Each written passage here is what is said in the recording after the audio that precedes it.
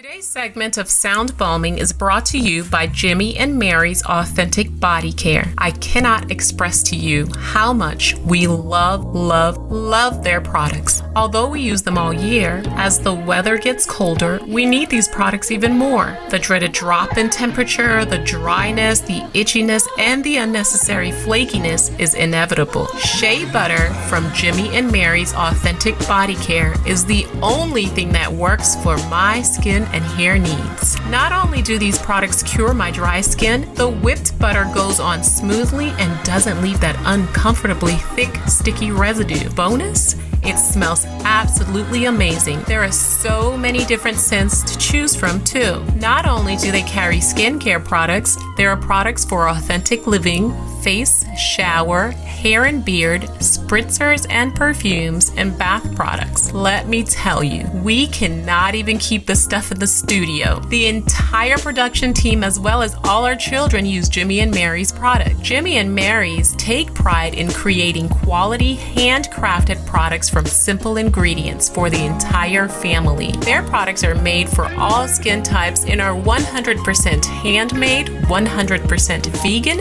and 100% cruelty-free. Skincare is important. Moisture is key, and keeping our skin and hair hydrated is essential. I cannot emphasize how much we trust Jimmy and Mary's for all of our skincare needs. Hurry on up to jimmyandmarys.com and check out their products. Did I mention service is fast and efficient too? Don't forget to mention that you heard about Jimmy and Mary's Authentic Skincare on SoundBalming. Use the discount code SoundBalm20 to get 15% off. That's SoundBalm20 for 15% off at Jimmy and Mary's Authentic Skincare. Hey everybody, welcome to SoundBalming. I created this show for people who want to experience a radical, life-changing journey through the sounds of my diverse guests. I hope that each sound you hear on this show will strengthen your faith, encourage your dreams, and challenge you to awaken the greatness within you.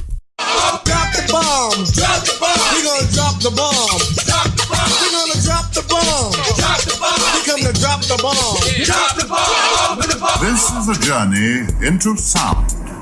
A journey which along the way will bring to you new color, new dimension, new values, and a new experience.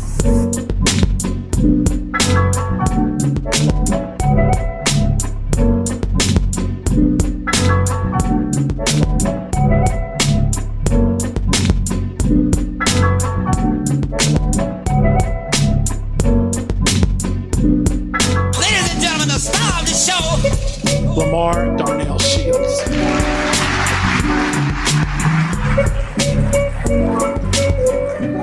Good morning, good afternoon, good evening, whatever the time of the day is, you're at the right place at the right time with the right people. Welcome to my show. I'm your host, Dr. Lamar Darnell Shields, the creator of SoundBalming. And my goal with this show is to introduce you to people with ideas that will help you unlock your full potential. Like my next guest who's patiently waiting, Terry Rich. Welcome to the show, Terry. Nice to be here. Always a fun day and fun to talk about all of the things that happen in life. Well, we got a lot to talk about, but before we jump into the great conversation with Terry, I want to thank my last week's guest, Tammy Khan, who came with some unbelievable information, who really helped us unpack meditation and mindfulness. And so if you're new to the show, yes, welcome. You are a part of the family. I'm sending you a virtual hug. If you are an old head, an OG, an old Balmer, and Balmer is about healing, you know what time it is. We always start out with our mindfulness meditation, our 3 breaths. So I want to encourage my guest, Terry, to get in a comfortable position. And for all of you that are listening, unless you're driving, unless you're walking, you can do this. But if you're walking and driving, do not do this. My podcasting insurance does not cover anybody who's not paying attention to the road. But if you're at home, if you're sitting in your car, we ask you to put your feet on the floor if possible. If you want to take your shoes off, palms facing up, roll your shoulders back. And we're going to start out with the scan. We're scanning our body, starting from the crown of our head. And we're going to do a slow scan. And we're going to end up to the balls of our feet. So we're scanning our body, And our eyes are closed and everything is soft around us. Our face is soft, our jaw is soft. And we're going to start with our 3 breaths. We'll always inhale through our nose. We're going to inhale, hold it for 3 seconds. Exhale out of our mouths. 2 more times. We're going to go a little deeper. 5 seconds. Inhale. Hold it. Exhale. Now we're going to go a little deeper. We're going to go 10 seconds. Inhale. Hold it for 10 seconds. Exhale. Push it out. What do we call that? We call that the breath of life. So thank you for joining me today. I'm so excited for today's guest to sit down with me because I have so many things I want to ask him because my producer has done her homework. My engineer has done his homework. So let's get this party started. I am sure all of you remember the story of how Eddie Tipton, a 55-year-old former computer programmer, admitted to rigging lotteries for several years and taking money from several states by cheating. His hack affected several states, including his home state of Iowa, along with Colorado, Kansas, Oklahoma, and Wisconsin. He developed a software program and infected the system with his virus, which allowed him to pick winning numbers and cheat 4 states. He is sentenced to 25 years in prison in Iowa. But what you may not know is how our guest today, Terry Rich, was involved in busting the largest lottery fraud in U.S. history. You hear that? In U.S. history, and giving away $1 billion. Well, today's guest, Terry Rich, will tell us how to build our financial wealth and how to be aware of financial fraud. So you might be asking, who in a ham sandwich is Terry Rich anyway? I'm so glad that you asked because I know who he is because I read his story and I watched tons of conversation with him. Terry has his journey from a farm boy to a successful CEO and president of 25 years. He loves to engage and entertain audiences across the globe. During his appointment by 3 governors, his leadership increased lottery sales and profits by 50%. He also led the Blank Park Zoo to profitability from $600,000 deficit while positioning it as the 2nd largest attended attraction in the state.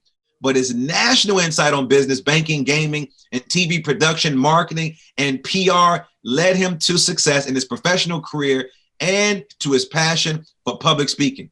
Oh, and he's also given away over $1 billion. Did you hear what I said? Come a little closer. He's also given away over $1 billion recently. He headed the team that cracked the largest lottery fraud. He's going to talk about that. But before that, he started 4 successful entrepreneurship businesses, numerous national media appearances, including ABC, NBC, HBO, CBS, 2020, CNN, CNBC, USA Today, all those acronyms, all those letters.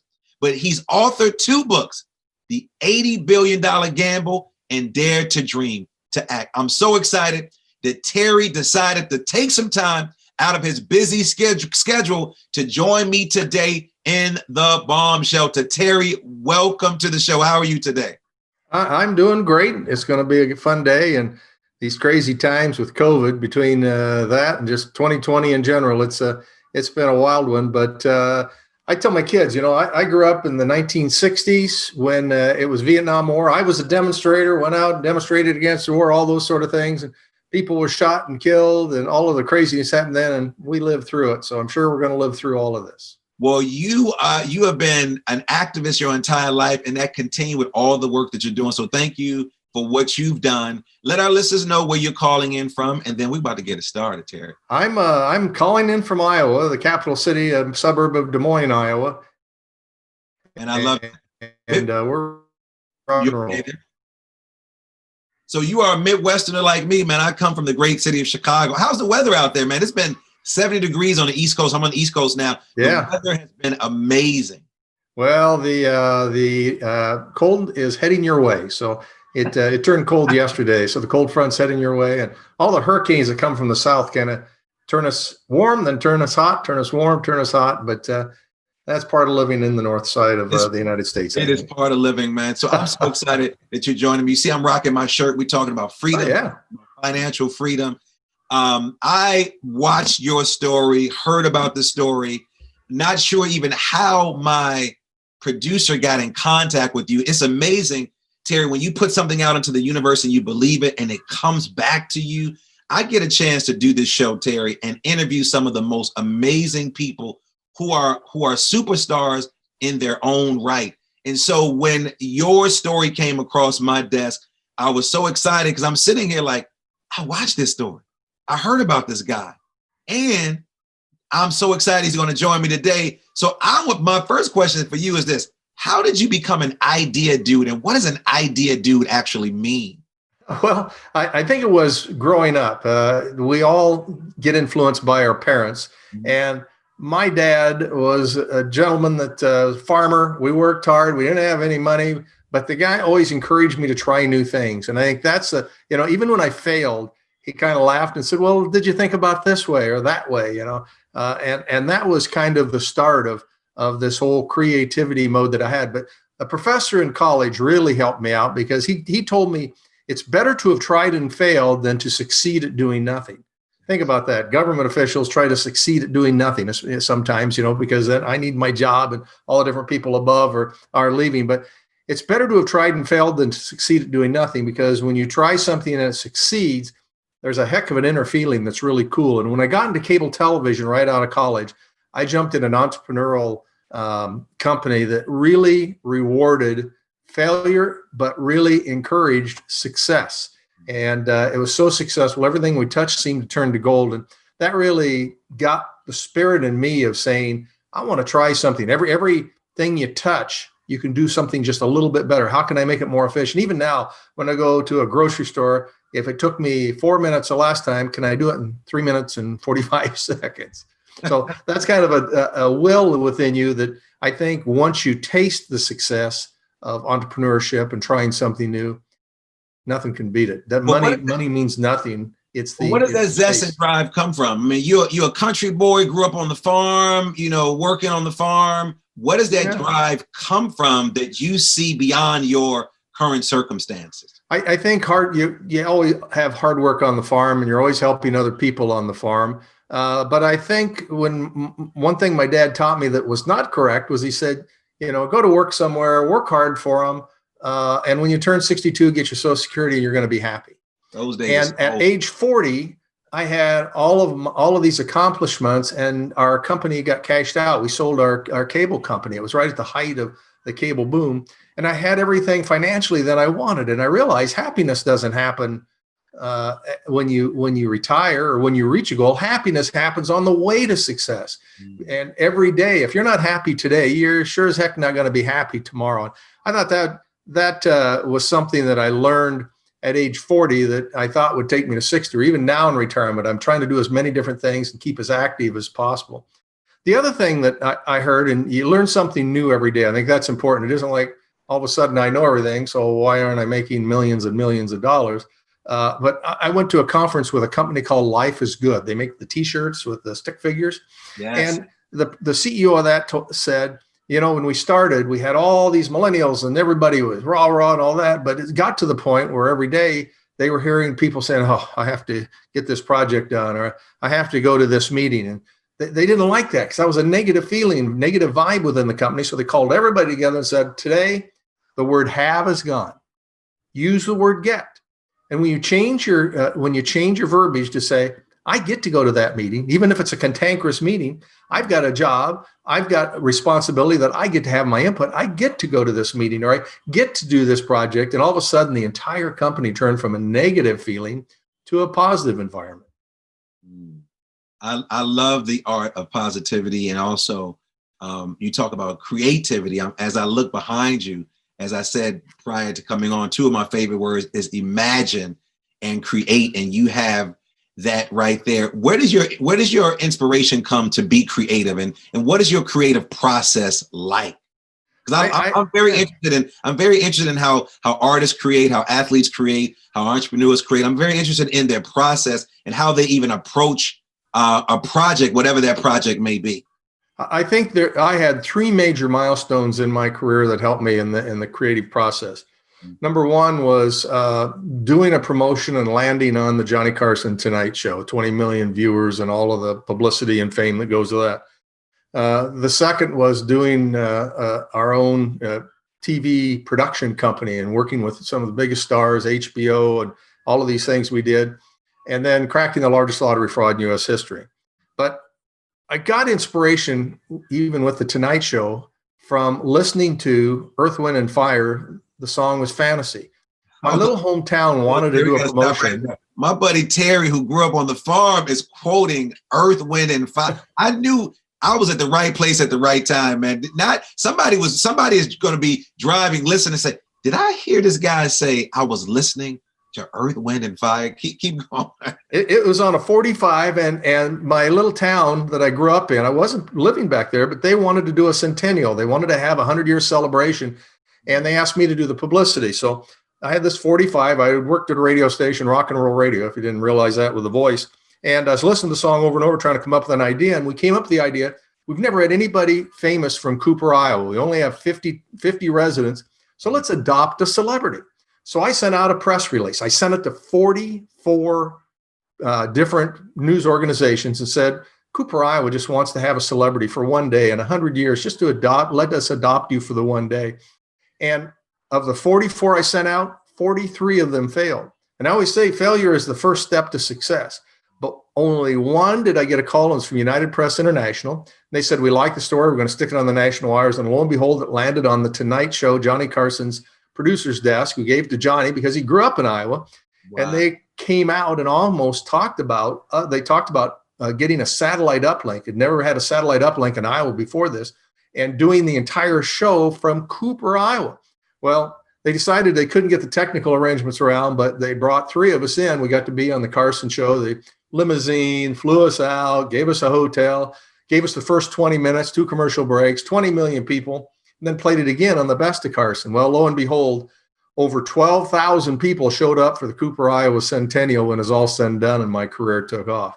But creativity, everybody's got a $1 million idea. Let's go back to everything. Everybody's got that $1 million idea. That's daring to dream. The problem is people don't dare to act. Creativity is really cool, and you can put a lot of ideas together, but innovation, where you actually act, is where people make the money. And I liken it to, if you think about, I got a trip to California one time and got to go to wine country, and I went to a little winery, and I figured they just went out in the back and picked their grapes, and that's how they made the world award-winning wine. And what I learned was the people who make wine don't just use their own grapes. They go all over the valley and all over the West Coast, sometimes all over the world, to try all the wines. They get a bushel basket and pull all these different ones in, and they pick the one that they think is the best for that year. Because, every year, climate's different, soils are different, amount of rain, all that sort of thing. And so they find the one that really works. And that's what I tell people when I go in and daring to dream. You need a bushel basket, and you sit down and brainstorm with people with no judgment. Every idea is a good idea, and you write them all down. So you get 100 ideas, and then you put them to the side. No judgment. Because if I told you, hey, I think I love your show, but I think you got to change the name behind you, I'm going to immediately look at your face to see if you say, hey, what's this guy talking about, or whatever. And you judge right away. But if you say, yeah, that's not a bad idea. What if we turn it purple or pink? And you put all these ideas in this bushel basket, and then you create the award-winning idea by then coming back and daring to act, which means that you bring the accountants in and the lawyers in and marketing and everybody, say, what's the best idea, all that? And the accountant's going to say, well, that's going to cost too much. And the legal's going to say, we don't want to get sued. Marketing says, I can sell this one. But when it's done, you've got a whole team effort coming up with a one idea that will be a winner. Because most of us look at an idea, say, here's my one idea. I really want to sell banana ice cream. But that's the only thing they pursue. And when they only pursue that, they continue to fail and fail. Then they think none of my ideas are any good. And that absolutely is not the case. Everybody has $1 million idea they can act on. Well, speaking of ideas and speaking of failures, what has failure taught you about success? And then how do you approach failure in the process? I had lots of success growing up through college, and then I ran for student body president and lost. The only loss I had in my life. It had just absolutely devastated me. Actually, in high school, I had one failure. We took the senior class, we took the picture of the concert band, and I was sitting on the end playing my trombone, and everybody said, "Flip the bird, flip the bird, flip the bird." So I was dumb enough to flip the bird with everybody else. I came back and retook it 2 weeks later, but I didn't get the word, "You're not supposed to flip the bird on this one." So I did. And of course I got called in and they asked me to resign. So you were the only one. I was the only one. And then they cut my picture out of the annual. I'm the only person in entire high school history to have my body cut off, but you can still see my finger. I know they were just pimping me when it was all said and done as I grew up, but I failed in that. But my band instructor, I went into him because I got grounded and all the discipline that goes with all that. And he said, "Look," he said, "my kids get in trouble all the time. Take your lumps and move on." And that was a big failure lesson I learned.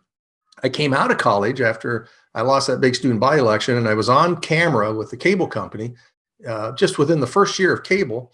And I looked up and I didn't have a now with my 5 o'clock shadow, I didn't have a 5 o'clock shadow. So I thought, I better write Schick and tell them that I love their razor. Maybe they'll hire me for a national TV commercial. So I sat down, typed the letter, sent it off, and knew in 2 weeks they'd be calling me. And I started thinking in those 2 weeks, kind of like people who play Powerball, what happens? What if I got to be on national television? And that invigorated me, charged me, gave me a goal in life that I really wanted to do. 2 weeks later, I got the letter back. "Dear Mr. Rich, thanks for your letter and suggestion that you love our Track 2 razor. Unfortunately, you wrote the wrong company." Gillette makes that. So I failed because I wrote the wrong company, but it inspired me so much that ultimately I got to be on all the networks and all the cable networks and have done a lot of TV, all because I failed with that Schick. And then back to the Carson show. Remember, I sent out 44 letters and only one responded to that one. Launched my career forever. I mean, you think about that. So many people get doors closed in their face over and over and over again. And it took that one thing. I was listening, Terry, and I wanted you to finish your story. I was listening to Tyler Perry. I've been listening to Tyler Perry quite a bit. And people dislike Tyler Perry. I don't really get into that debate. But Tyler Perry talked about all the jobs he's lost, all the money he's lost. And he said he did one more show. It was one person that convinced him. He said, "Just do it one more time." And that one show, it was that one person in the audience who really greenlit everything that he needed after that.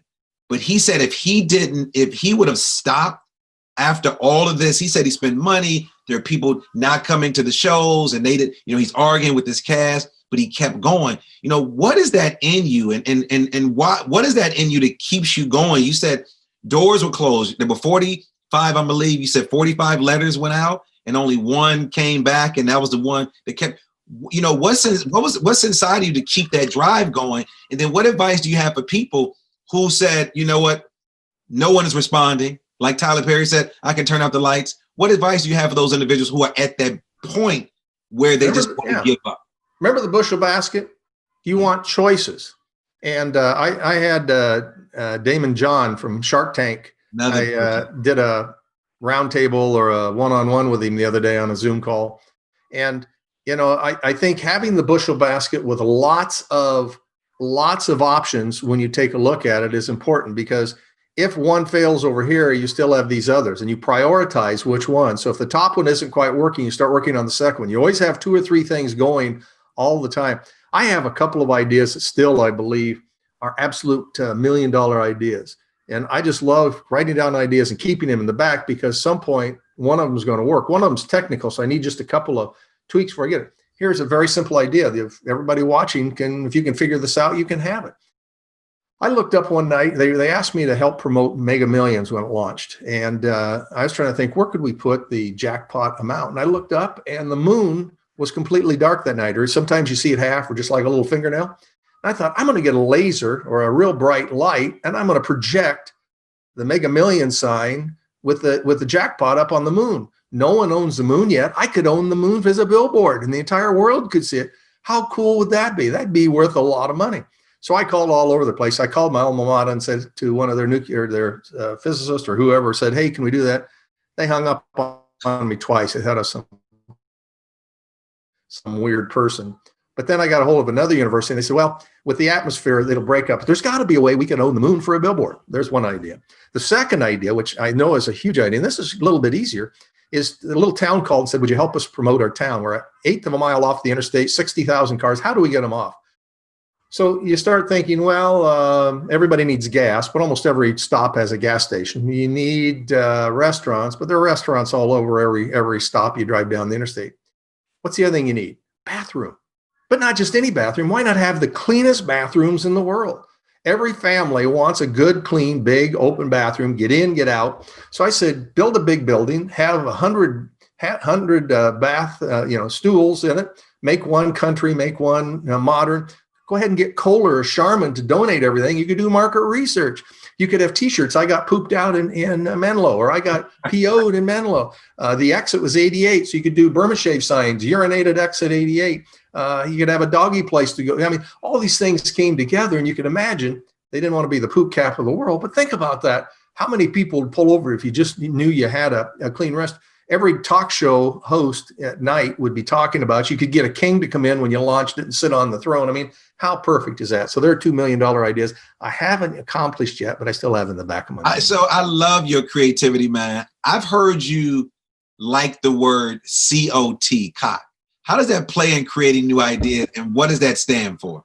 That idea came about, and all my creativity, when I went to work for the state. You can imagine going into a government agency when you're an entrepreneur and trying to turn things around and try to do things. So I walked in, of course, I'm saying, hey, have we thought about putting a giraffe on a ticket, or do we want to paint the wall pink, and should it be purple? Blah, blah, blah, blah, blah, blah.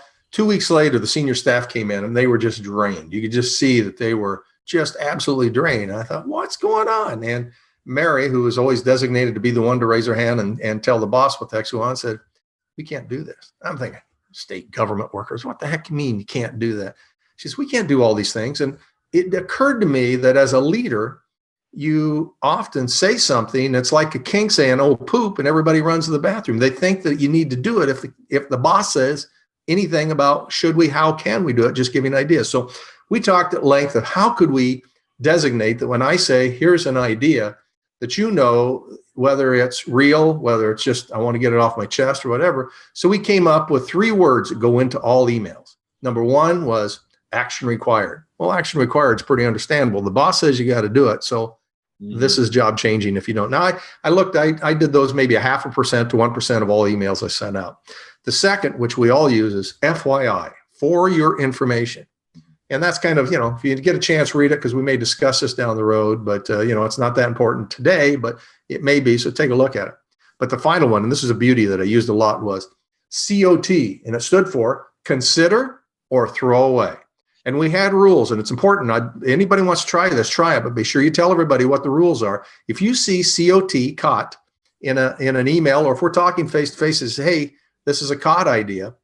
First and foremost, no judgment. Do not reply. Do not say, great idea. Do not say, I have some concerns. Do not say anything. Just know I'm trying to get an idea off my chest. Put it aside. Second is, if you don't want to read it, if you're really busy, you're in the middle of a big project, hit delete. I don't care. I just want to get the idea out, and it may spark an interest. It may not. So we started doing this consider or throw away COT on emails and even in person to say that. So in person, it's tougher because people judge right away.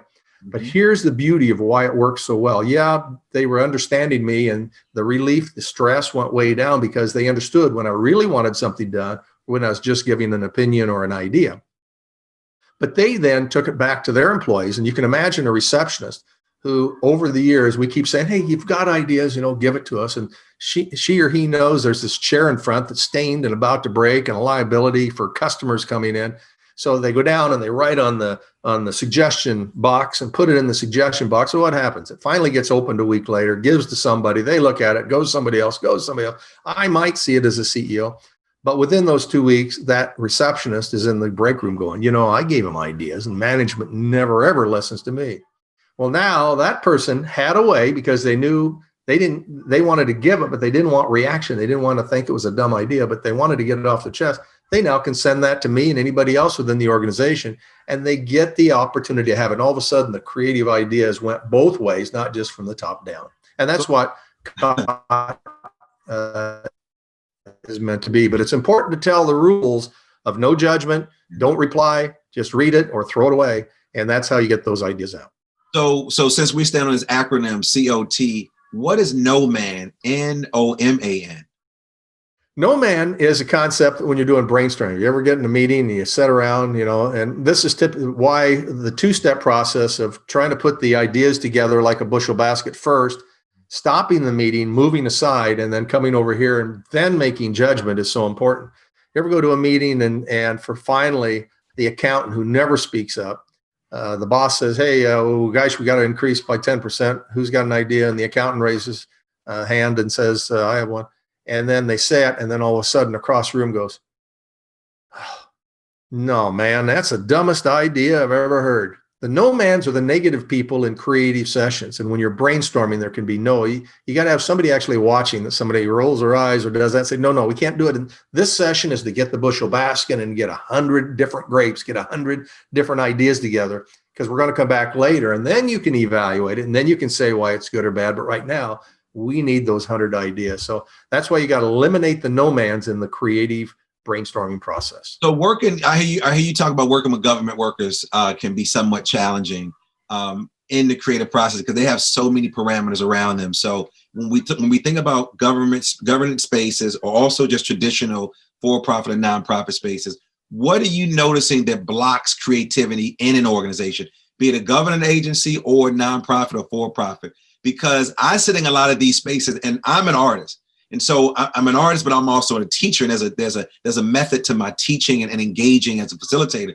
But sometimes I come in spaces and it's challenging with me because even when I'm working with my own partner, she's more of a traditional way of working. I'm more of the out of the box creative. And we both are very, very bright. I think it works together.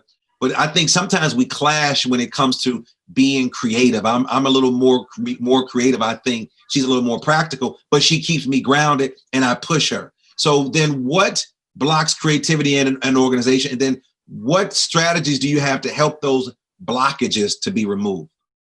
I think first and foremost is setting the parameters. When you have a meeting that you want to be creative and have the ideas, you set the parameters of, we're going to start this discussion by, I want to take 10 minutes and I just want 100 ideas, but I want everybody to put in an idea, and everybody's idea is good, no matter how crazy somebody else may think it is. The parameters are this is a no judgment zone during this first time. That allows you to be very, very proactive and kick out 25 ideas, and maybe she only does a couple, but her ideas you may have overlooked because she's always been afraid to say it. She or he's always afraid to say it. Then at that point, tell them, then those of you that think any change is bad can then put your mind in when we take the 100 and help us prioritize why you think this one's better or worse than the others. So when you set those parameters, they know they're going to get the chance to evaluate that. When you and I just go nuts and say, hey, I think we got to paint the wall pink, they think that we're going to do it immediately rather than, well, what do you think? And here's how we do it. So I think setting parameters is the way to do that. And then once you have success and somebody has success and they can see that change is good, you reward them. Back to the zoo. When I started at the zoo, they're all union employees. They worked 8 to 5, and each person had their own little animal area, and they didn't want to know about anything else, or why are we selling anything in the gift shop? This is and once we got in and we changed it from losing $800,000 to making money and then raising an endowment for 12 or 15 million, so it'd be around forever, they then were rewarded, one, with a little better pay, a little better benefits, but more importantly, what they wanted was better facilities for the animals and more new exhibits that were eco-friendly and something. And once they felt that reward and they saw that what we were all in for the same reason, that if we could find a way to make more money, we did that. And a classic example of that when we were talking about creativity is, people from 2 to 12 always go to the zoo. So we had that group, I'm marketing, I'm looking for where the new group coming in will be. And so we thought young adults don't come to the zoo. You go once when you're a kid, once when you take your kid, once when you take your grandkid. What could we do for millennials to bring them in that they might enjoy the zoo? Pretty easy. That was an easy one. That took me like 2 seconds, and everybody else said, yeah, we did. That is booze. He said, let's have a night where there are no kids. Young adults don't want kids around, and let's sell booze, and let's have a band, and let's have all the animals out at night. And you know what? last summer, they sold $250,000 just in booze in making money for the zoo. And a whole new audience came in and accepted it. So when they have kids, they're going to bring out. So now you have them coming back weekly rather than just once through, or, only 3 times their entire life. And that kind of elevated that. But all of a sudden, people were talking about the zoo. And again, the employees and the creativity in doing that, they were kind of saying it's kind of cool to be part of the zoo now. And that helps their attitude and their ways that when I ask for the next really crazy idea, they were at least open to discussing it as we did that. One of the other crazy ideas is we try to figure out something that we didn't have to pay $2 million to buy a new exhibit. That's a lot of money to raise, but we looked around, what do we have here that we could sell? Well, every animal poops. So we said, we figured out that tiger poop actually repels deer. Deer have never seen tigers before in the United States. Harry, you all start selling poop, man. Yeah, so we started selling poop, 5-gallon buckets of tiger poop that people put around their flower. Oh, it smelled awful like sour milk. We sold $20,000 that summer in the promotion, and then we hired an exhibit called Scoop on Poop, and every kid came in and giggled to see what tiger poop looked like or what giraffe poop looked like, or all these different kinds of animals. So Terry, have you ever had an idea where you just was like, your own idea, you was like, man, this is crazy. Like, have you ever gotten to the point like, man, this is crazy. I can't even believe I have this idea. Because I feel like we have this connection because I have a book. I don't have it near me in the studio. Just a book of ideas, a book of book titles, just a book of just things that I sort of park right there. But has there ever been an idea where you were just like, man, this is crazy? Or something that you approached to someone that you share with somebody is like, man, you have to be out your mind. No one is going to do that. Because I'm thinking about selling I've got 2 of them. Right. If you would have come to me and you and I hanging out, we listen to Earth, Wind, and Fire, playing our 45. You're from Iowa, I'm from Illinois. You're like, hey, Lamar, I got this great idea. Man, we could sell poop. And I'm like, dude, did you smoke the poop coming in here? Did you eat the poop? Would you come in here? But now when you're sharing it with me, you're like, wow. Poop is different. There's a book out that I used to read to my kid called Everybody Poops. Everybody Poops. Yeah, everybody poops. And I'm like, why would this book be popular? But the reality is everyone does, and everyone poops is different. So has there ever been an idea where you were like, no, this would never happen? Or have you ever brought someone an idea that's like, you got to be out your mind? Let me give you, see if I can do 3 of them at about a minute each. Okay. Number 1, Iowa has the presidential caucus. We're first in the nation. And I thought everybody's bashing each other when they come in. It's the start of the presidential election. Why don't we do a TV show? So I contacted Dick Clark Productions. I just looked up directory assistants, called in. I saw in the credits the executive producer of one of the shows. I got right into it. He said, hey, yeah, we'll do it, but we don't have airtime. You'll have to find somebody airtime. So I called around. I got a hold of Bob Hope Productions. I got the business manager. He answered the phone. What's going on here? He said, I told him. He says, well, we do 4 shows. Why don't you come to New York this week and you can come hear Bob's show and then we'll talk about it. So we sat in a suite and talked about doing the show with Chevy Chase and all of the political people and doing all that. Lo and behold, the press got a hold of it. They thought it was a good idea, except one of the press reporters said, well, who are you going to get? Are you going to get stars like, I said, well, A-list stars. He said, like Britney Spears. And like, yeah, like that. I didn't say Britney Spears. Headline was, Terry Rich wants to bring Britney Spears. This right after her whole not wearing underwear incident. Yeah. And I just got blasted. But that still is one of the greatest ideas, to pull all of the candidates in the front row and just say, thank you for running. This is the greatest country in the world. And let's celebrate America before the start. So that didn't work. Second was, during my tenure, I saw WWE. I was in the cable business. That was the #1 show, probably still is, or one of the biggest ones on cable television. And I thought, well, what other sport could we do? That's wrestling. No one makes any money after they get out of college in wrestling, or maybe go to the Olympics. Soccer. At the time, no one was, everybody loved soccer. Kids love soccer, but no one really, there was no pro sports if they didn't pay pro people anyway. So I hired an ice rink, put AstroTurf down, and started a show called Soccer Slam, Soccer Slam. Hired some of the pro soccer players. I hired some stuntmen, and we made it like WWE, where the one player was fooling around with the other coach's wife, and they just knocked the living daylights. In fact, you can still see the 4 episodes we did for Fox Sports World on I don't know if it's Vimeo or YouTube. Just Google Soccer Soccer Slam video. And it was really fun because it made Fox Sports World. They got more hate mail than anything from the soccer purists, but the college kids loved it. We sold all sorts of paraphernalia. And then Galavision cut it up and made a Spanish version of it, which was really fun. Now, unfortunately, we got real busy with HBO, so I didn't produce any more shows. But I went into Best Buy and I looked down, and Sony and Sega had a Soccer Slam video game. I'm thinking, that's the same outfits as we had and everything else. Well, I had it completely patented. So needless to say, we had a discussion, and Sony now owns the video rights for it, and we own the television rights for it. I think it's going to be a big article, in fact, for revision. That was 20 years ago. So we tried that, but I didn't get to produce more because I got busy and making more money on HBO. That was an expensive show to produce when it was all said and done. But here's the one that I didn't get done, and probably all the failures. The only time my wife said, "Oh my God, you did not say that." The Botanical Center, after the zoo, we were having success with the zoo. They were having the same problems. They said, "Could you come in and brainstorm with us?" So I went in with 5 other people, 6 other people. I knew everybody around the table but the one, but I didn't care. I just started throwing ideas out left and right. Well, that was on a Friday. Sunday morning, I realized the other person was the head editorial writer for the Des Moines Register. Now, this isn't the person that writes the little ones. This is the half page that if you're a public official, you'll be fired if your name's mentioned in those big editorials. And here's what it said.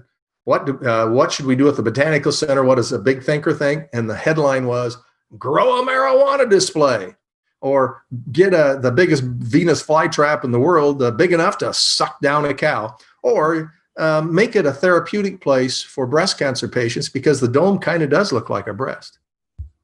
My wife says, "Oh my God, you did not say that." we laughed, but you know what? That inspired them because the ideas there that they took ideas and they thought, if this guy didn't get fired for saying all that, and it's in the Des Moines Register as an editorial big page, let's go ahead and try some other things. And they built this huge, beautiful botanical center with a whole new stuff that they would have never done if they were just going to do plants. Again, looking for ways to get additional audiences other than just the people that like plants and flowers.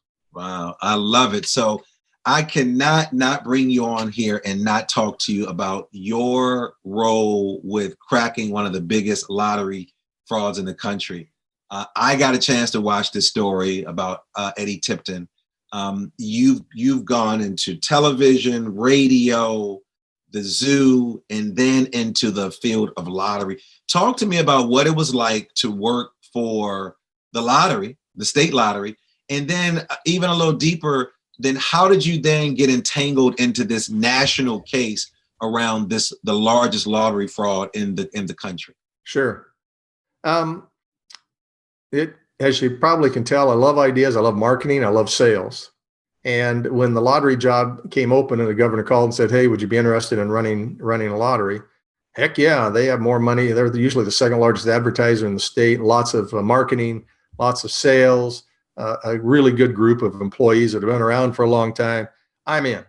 So I had some great times. I got on the marketing. I led the marketing committee for a while for Powerball and nationally I was on the board of that, and North American Lottery president.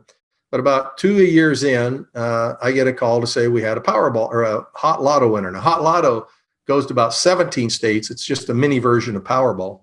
Mm-hmm. And they said we had a winner that won. No big deal. Everybody, do all the security precautions. And the winner didn't show up in a month, didn't show up in 3 or 4 months. Well, you start going ding, ding, ding. Somebody can win 16.5 million. They're going to come in and get it. So we're, of course, my background's media. So we're on the air saying, "Hey, look under your visor, looking wherever you hide your lottery tickets, see who won."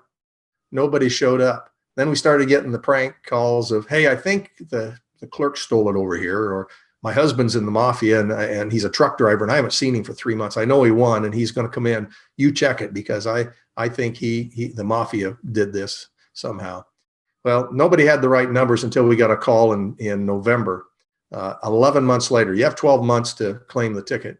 Mm-hmm. Lo and behold, this person said, "I have the ticket. I have a number," called one of our employees and said, "I'll send you the ticket. You send me the money to Canada." Yeah, right, buddy. She said it was wise enough to send it to our public relations and security guy. And they talked to the guy and they could tell that he had the ticket because he had numbers. There's a lot of security on the Powerball ticket. Mm. He had all the right things that he could answer. But lo and behold, he lied by saying he bought the ticket. He said that he was wearing a tweed coat. And Mary, our PIO, said, "Well, we had a different person that looks like the hoodie on in the video.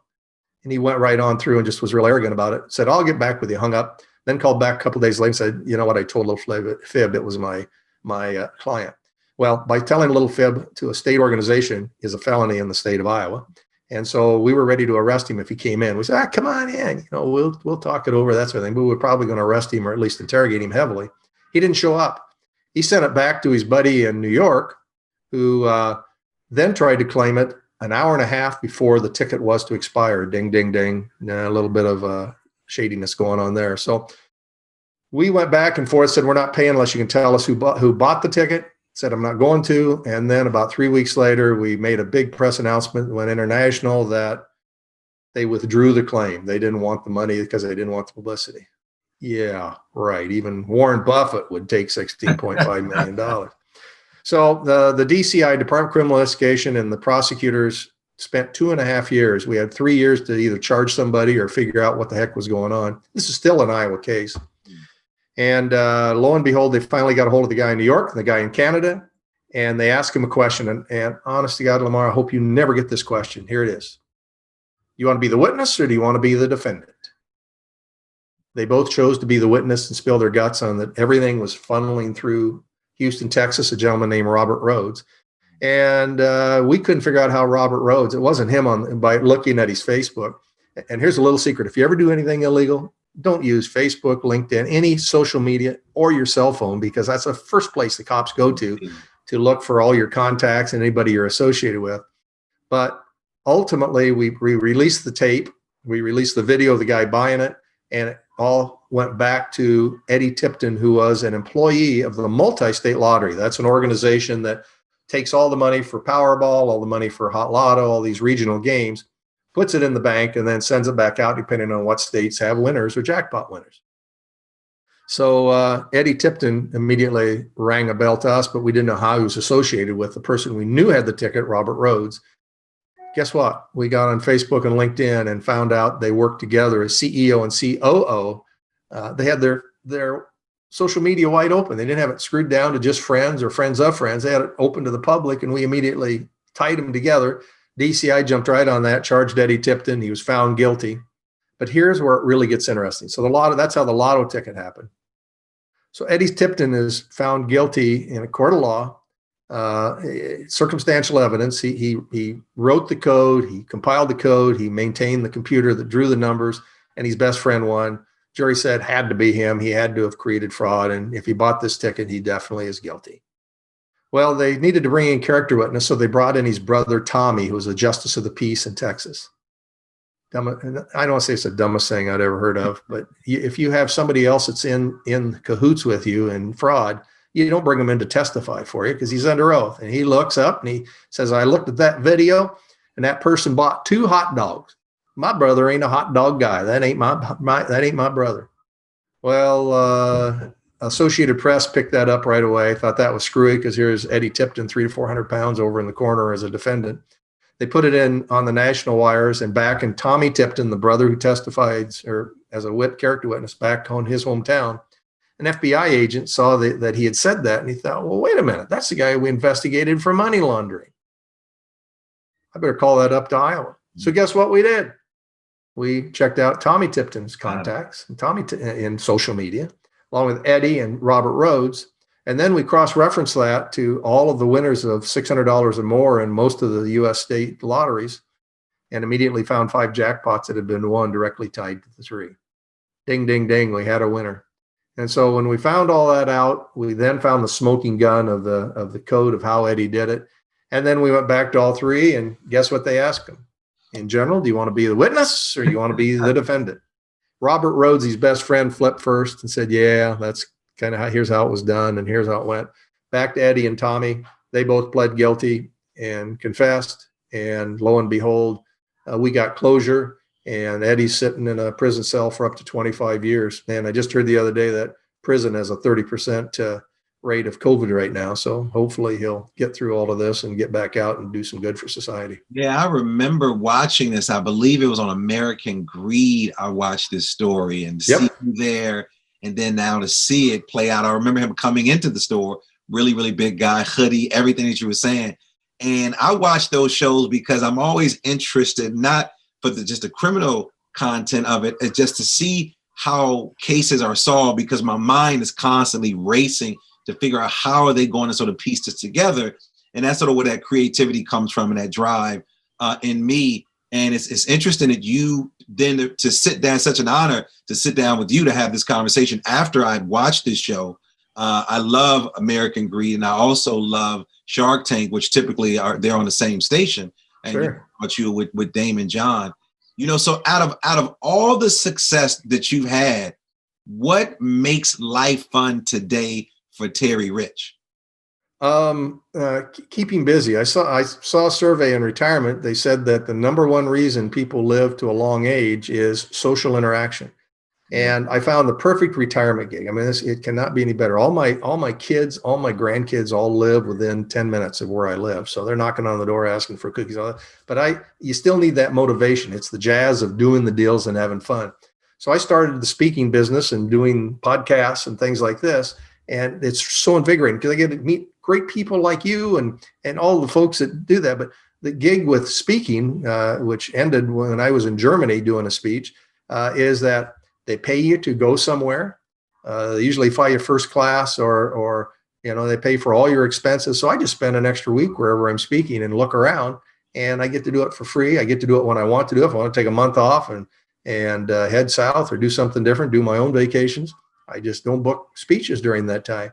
And it's just ideal. And that's kind of what invigorates me today, other than I still have all these ideas when I'm talking to you. I've already thought of 2 or 3 new things that, how about or what if that make it fun. And that's really the joy to me, and hopefully passing that on to my kids and grandkids to have the same opportunity, encourage them to be successful.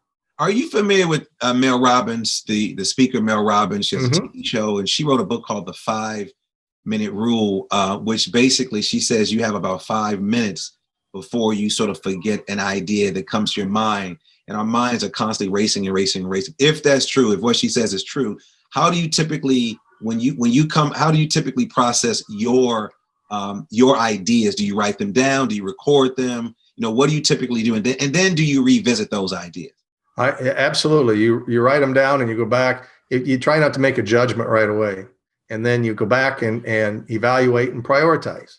Back to Damon John, the one thing I learned that I didn't realize, because he failed 2 or 3 times with FUBU. I didn't realize that. So he had failure, but he with all of his success, this is one thing I'm going to try to do more of, is he does things that he enjoys rather than everybody trying to get a piece of him. Hey, I've got this idea or whatever, things that he enjoys. So he has a list of 6 things that are his priorities before he goes to bed at night that he reevaluates and thinks about. When he wakes up the next morning, he rereads those again to make sure that he's doing things that are going to make his life happier rather than making other people happy.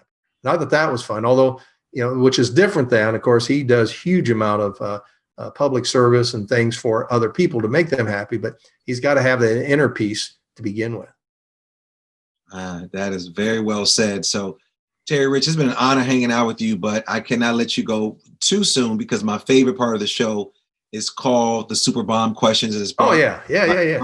By Mountain Made. It's an opportunity for me to ask you some different questions. So Sure. You ready? Yeah. All right, let's go, buddy. So, Terry, what's your favorite word? Actually. What's your favorite quote? Better to have tried and failed than to succeed at doing nothing. What's your superpower? Being able to talk to anybody. What's your spirit animal? Giraffe. What brings you to tears of joy? Almost anything about veterans, because my dad went through World War II and had a heck of a time. So for some reason, that still touches me and brings me joy, especially when you see reuniting. Okay. What brings you to tears of sorrow?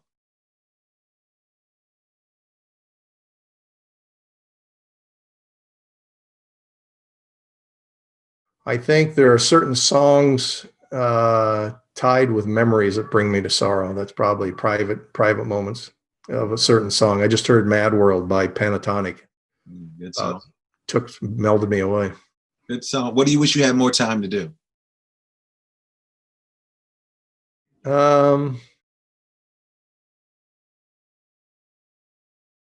Peace, find relaxation. What values do you live by every day? I want to have fun, and I want to bring joy to other people. With that being said, what guides your heart? Probably family and reputation. What's the book or books you've given most as a gift, and why? Rich Dad, Poor Dad, the whole concept of how to save money and where to put it in. And then Dave Ramsey's book and his whole philosophy of ideas of saving money. All three of my kids went through the course, and it changed two of the three dramatically. They got their houses paid off, and they saw how much other people were in debt during the class, and ways that they did not want to live where they controlled their life rather than someone else controlling it. Great advice. Great advice. Walk me through your morning routine. I wake up. Oh, that's a good start of the morning. I like to exercise. I got 2,000 miles on my bike this summer, and I either will bike or I'll go to a gym and exercise, have breakfast, and then I always try to make a couple, 3 speaking pitches a day. When I sold door-to-door cable television before cable was cool, there was an old philosophy of hitting 100 doors to get 2 sales. And if you got 2 sales right away, if you were motivated, you still hit the 100 doors, because then you made a lot more money rather than quit if you got 2 sales that everybody said you'd need to hit at least 100 doors. So I try to make a couple sales pitches a day, have lunch, enjoy, get some favorite shows at night, and away we go. All right. If you were in the Mr. America talent competition, Terry Rich, what would your talent be? Probably telling jokes. I can see you telling jokes, man. Telling jokes and telling stories. You sat on the couch with the best, Johnny Carson, man. Who? Hey, and here's a little known fact. The guy sitting beside me too was not Doc, but Ed McMahon. He had straight whiskey. Everybody thought he drank on the show, but yes, he had straight whiskey in his coffee cup. Wow. I kind of figured something. It's interesting. During those times, people were they were drinking on TV and they were smoking. Yeah. They were smoking and drinking, and they don't care. Think about it. If you were allergic to any of that, you just on the couch with them. They're smoking, they're drinking, you smelling all of this, man. Terry's been and Dave Chappelle recently on Saturday Night Live was smoking. That was so out of. I think that it's Dave Chappelle is always smoking, and he's right next door to you, being in Ohio, man. Yeah. Man, it's been an honor hanging out with you. Terry, how can our listeners get in contact with you? And if they want to pick up your books, The 8 Billion Gamble and Dare to Act, how can they pick up those books? Well, both of those are on Amazon. Just go on Amazon Books and do Terry Rich. You'll see both books there. The Dare to Dream book is real in depth and a little complicated. So if you love true crimes, that's a good place to go. And in the back, there's a cast of characters. I tell everybody earmark that so you can go back and forth because in the complications. But that's the best place to get the books. If you're looking at booking for conferences or speeches, Midwest Speakers Bureau, agent that I use here in Des Moines, and they do a really good job. Well, Terry, I cannot believe that I'm sitting down with you, talking with you. I watched his show when he was on the television show as it relates to this character, this band of character, Eddie Timpton, who, tried to defraud the state in this money. And then now I'm sitting down with you having this conversation about dreams, about creativity, about crimes, about making right decisions, about imagining being the best. So Terry, it's been an honor hanging out with you today. Hey, and maybe it isn't over, with the Tiger King and McMillions, we've had a lot of interest. We'll see if there isn't something else that comes out here in the next year or two, but I can't officially announce or say anything at this point. And LinkedIn too. I'd love to have everybody join or ask a friend on LinkedIn. Well, listen, if you want somebody to crack a code, you want somebody to find out who's taking some fraud, who's taking some money and defraud you, Terry is the person. And also, if you want to know how to be more creative and imaginative in your field, in your profession, and in your personal life, I guarantee you will learn a lot by visiting him. So, Terry, thanks for hanging out with me, buddy. Absolutely. And I love doing these because I learn just as much. Well, thank you. I want to thank You're also my a good man. engineer, Thank you so much. Alexander Blanc. I want to thank my producer, Nicole Klimpaka. Supremacy for our theme music. Supremacy, Terry loves Earth, Wind, and Fire. And I also want to thank all of you for listening. We cannot do this show without you. Make sure you subscribe. Please go and check me out at drdrlds.com. If you want to know more about me, you can find that information about that. If you want to make a donation to the show, you can go to buymeacupofcoffee.com/SoundBalming. And as always, believe that something wonderful is about to happen, but some people miss the message because they're too busy looking for the mess, but not you. Thanks for tuning in, and you've been listening to SoundBalming. Peace. Thanks a lot, Terry. The Super Balm questions are brought to you by Mountain Made CBD. Mountain Made is changing the CBD game by offering a line of high-dose CBD tablets at an affordable price.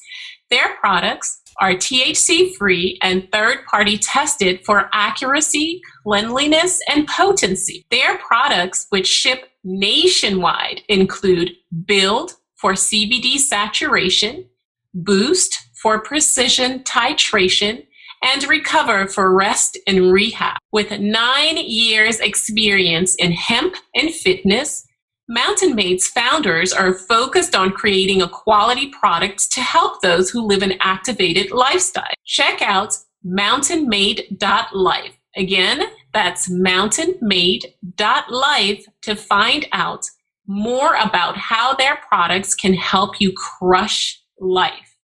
Remember, their products ship nationwide. Go check out their website today and follow them on social media at Mountain Made. That's the @ MNTMADE. Our staff at SoundBalming uses Build before a morning workout, which helps to push our bodies to a whole new level on a daily basis. Try Build, try Boost, try Recover. Our staff is using these products to enhance our active lifestyle naturally, and we are crushing life with Mountain Made CBD, and you can too. Start today by going to mountainmade.life and ordering Build, Boost, Recover, or the multitude of other products that they have which will enhance your lifestyle. I promise you, you won't regret it.